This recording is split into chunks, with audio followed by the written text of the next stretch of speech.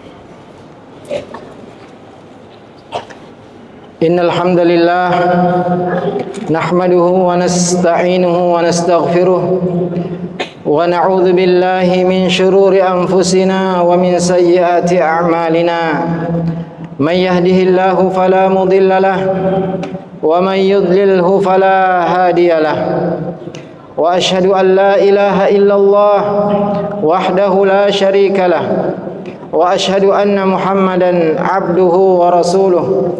Allahumma salli wa sallim wa barik ala nabiyyina Muhammadin wa ala alihi wa sahbihi ajma'in. Qala Allah ta'ala ya ayyuhalladzina amanu taqullaha haqqa tuqatih wa la tamutunna illa wa antum muslimun. وقال يا أيها الذين آمنوا اتقوا الله وقولوا قولا سديدا يصلح لكم أعمالكم ويغفر لكم ذنوبكم ومن يطع الله ورسوله فقد فاز فوزا عظيما فإن أصدق الحديث كتاب الله وخير الهدى هدى محمد صلى الله عليه وسلم وشر الأمور محدثاتها وكل محدثة في الدين بدعة وكل بدعة ضلالة وكل ضلالة في النار. Jamaah Jumat rahimani wa rahimakumullah.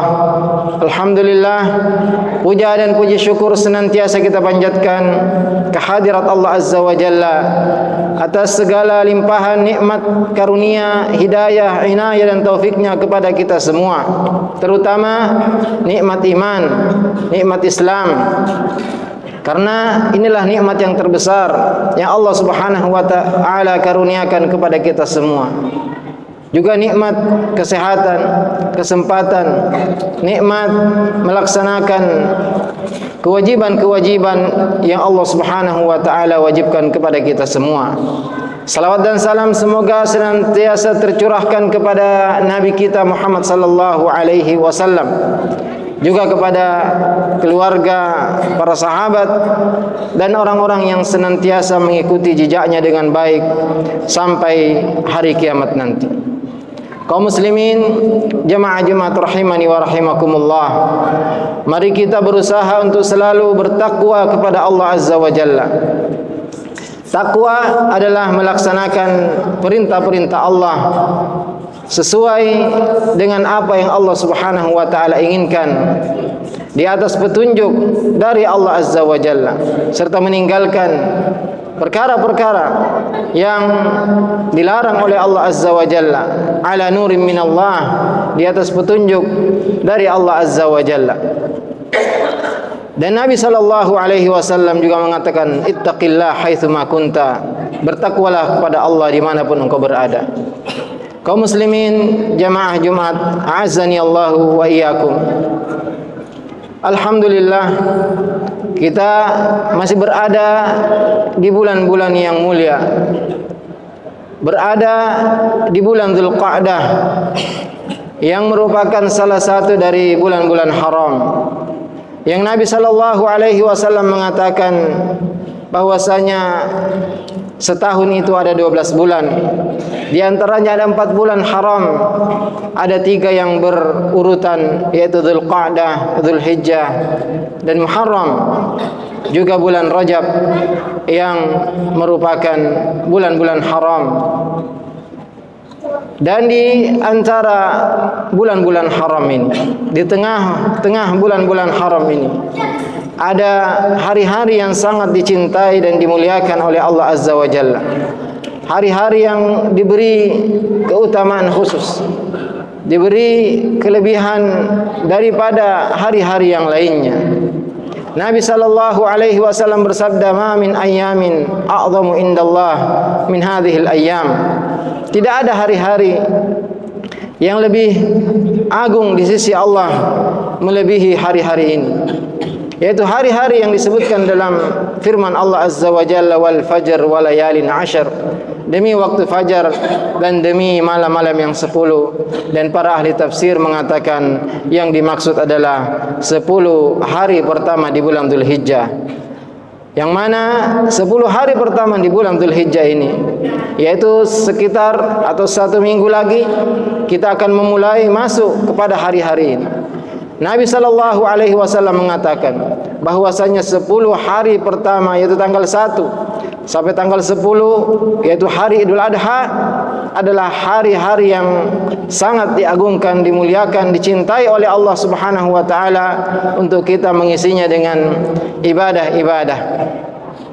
Dan di antara ibadah-ibadah yang diperintahkan, ibadah-ibadah yang sangat dianjurkan di hari-hari tersebut, yaitu at-tahlil wa tahmid, yaitu kita banyak bertahlil, bertahmid, bertasbih kepada Allah Azza wa Jalla. Kata Nabi sallallahu alaihi wasallam ketika menyebutkan keutamaan 10 hari pertama di bulan Dzulhijjah, beliau bersabda, "Fa'aktsiru fihinna minat tahlil wat tasbih wat tahmid wat takbir." Perbanyaklah bertahlil, bertasbih, bertahmid dan bertakbir di hari-hari tersebut.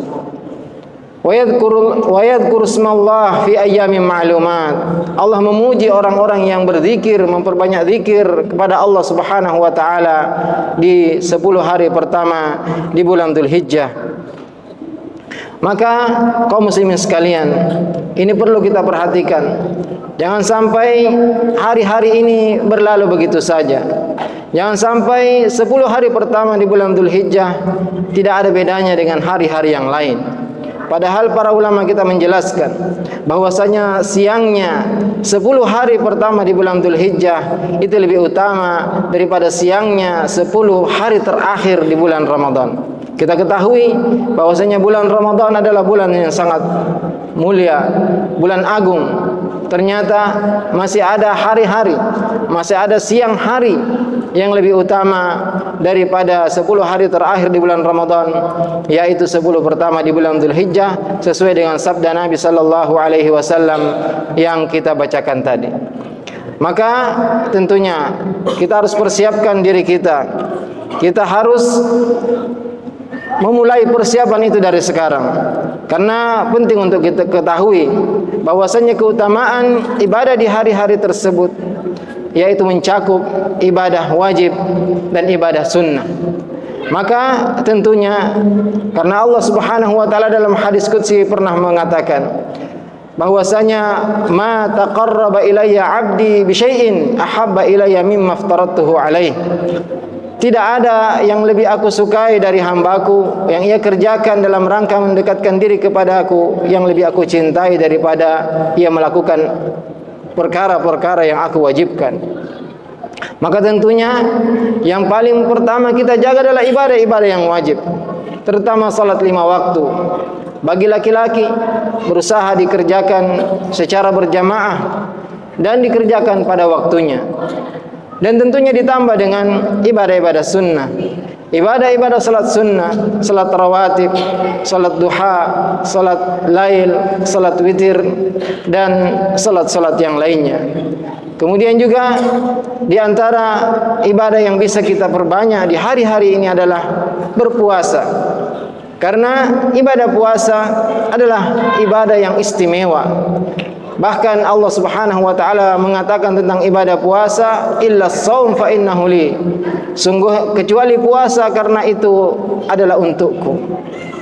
Ibadah puasa adalah ibadah yang sangat agung. Nabi sallallahu alaihi wasallam pernah bersabda tentang ibadah puasa, "Man shoma yauman fi sabilillah ab'adahu Allahu 'anil nar 70 kharifan." Barang siapa yang puasa 1 hari di jalan Allah Azza wa Jalla, maka Allah akan jauhkan dia dari neraka sepanjang 70 tahun perjalanan.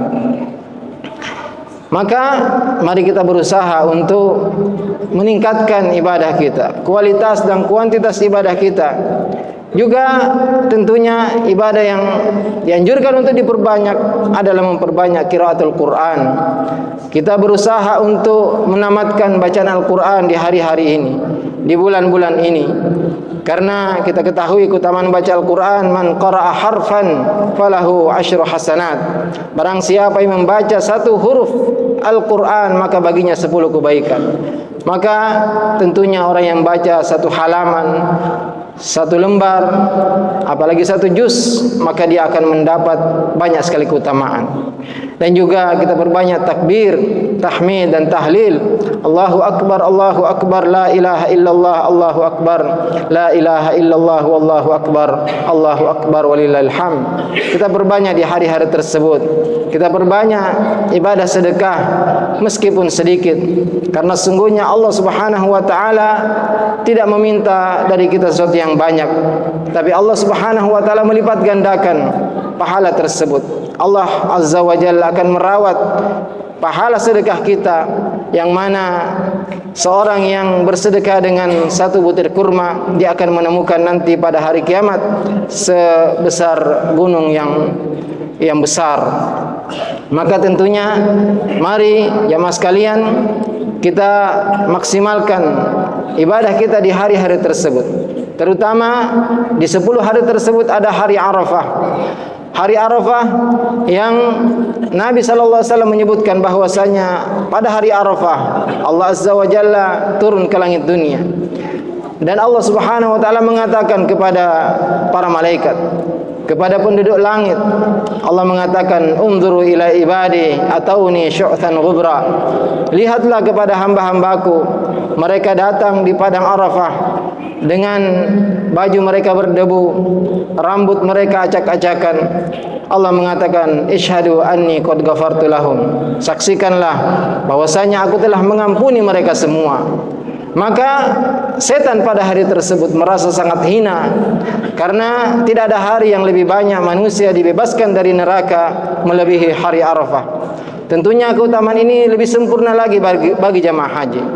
Namun kita semua yang tidak berangkat ibadah haji juga bisa mendapatkan keutamaan ini, karena Nabi SAW mengatakan bahwasanya siyamu yaumi Arafah yukaffirus sanatal madiyata wal baqiyah. Puasa di hari Arafah akan menghapuskan dosa setahun yang lalu dan setahun yang akan datang.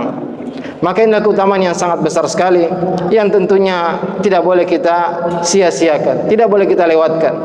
Kemudian jamaah sekalian, jamaah Jumat rahimani wa rahimakumullah, di 10 hari pertama di bulan Dzulhijjah ada hari Idul Adha, Yaumun Nahr, yang para ulama tafsir mengatakan bahwasanya Yaumul Hajjil Akbar, hari haji akbar. Ya, sebagian mengatakan hari Arafah dan sebagian mengatakan adalah hari Idul Adha. Karena pada hari tersebut adalah puncak pelaksanaan ibadah haji. Tawaf ifadah, sa'i, melempar jumrah aqabah, mencukur rambut, menyembelih hadiu, itu semua dikerjakan di hari ke-10 di bulan Dzulhijjah, yaitu hari Idul Kurban. Dan bagi kita semua juga yang tidak berangkat untuk wukuf di Arafah, tidak mampu untuk mabit di Musdalifah atau bermalam di Mina karena belum mempunyai kesempatan untuk datang ke sana, kita pun diberikan kesempatan untuk beribadah, menyembelih hewan kurban, baik itu berupa sapi atau unta, yang Allah Subhanahu wa taala berfirman, fasalli li rabbika wanhar. Salatlah ikhlas untuk Allah Azza wa Jalla dan berkurbanlah. Maka mari kita persiapkan sejak saat ini harta kita untuk kita berkurban, untuk kita makan hewan kurban tersebut, untuk kita bagi-bagikan kepada fakir miskin, dan untuk kita hadiahkan kepada teman-teman kita.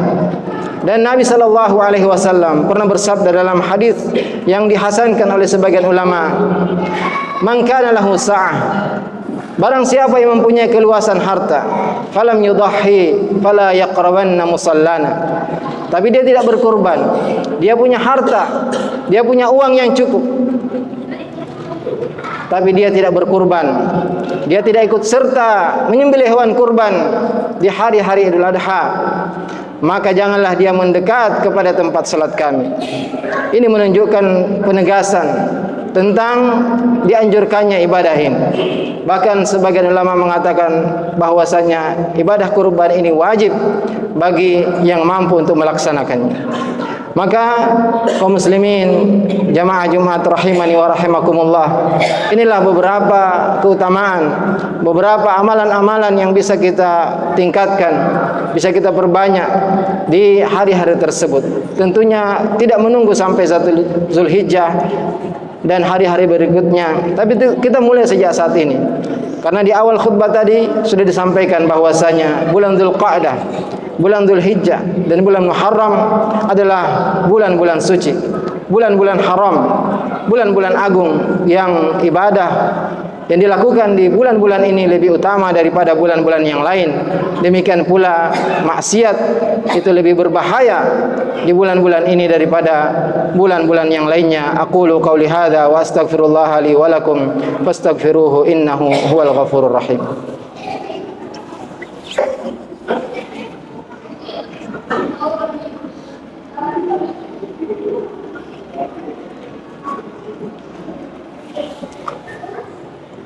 Alhamdulillahi ala ihsanih wa syukru lahu ala taufiqihi wa amtinanih wa asyhadu an la ilaha illallah ta'ziman li sya'nih وأشهد أن محمدا عبده ورسوله الداعي إلى رضوانه يا أيها الذين آمنوا اتقوا الله حق تقاته ولا تموتن إلا وأنتم مسلمون.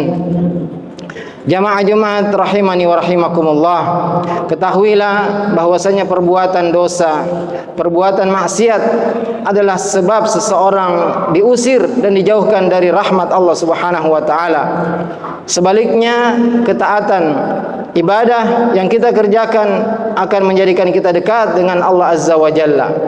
Maka di antara ibadah yang harus kita kerjakan di hari-hari ini dan di hari-hari berikutnya, yaitu segera bertaubat kepada Allah Azza wa Jalla, segera meminta ampun, memohon ampun kepada Allah Azza wa Jalla dari semua dosa-dosa yang kita kerjakan. Nabi sallallahu alaihi wasallam bersabda, "Innallaha yaghar wa innal mu'min yaghar wa ghairatullah an ya'tiyal mu'min ma harramallah." Sungguhnya Allah itu punya sifat cemburu. Juga seorang mukmin punya sifat cemburu, dan kecemburuan Allah Subhanahu wa taala jika seorang mukmin, seorang yang beriman mengerjakan apa yang Allah Subhanahu wa taala haramkan. Maka kaum muslimin rahimani wa rahimakumullah, mari kita dari saat ini memperbanyak istighfar kepada Allah Subhanahu wa taala.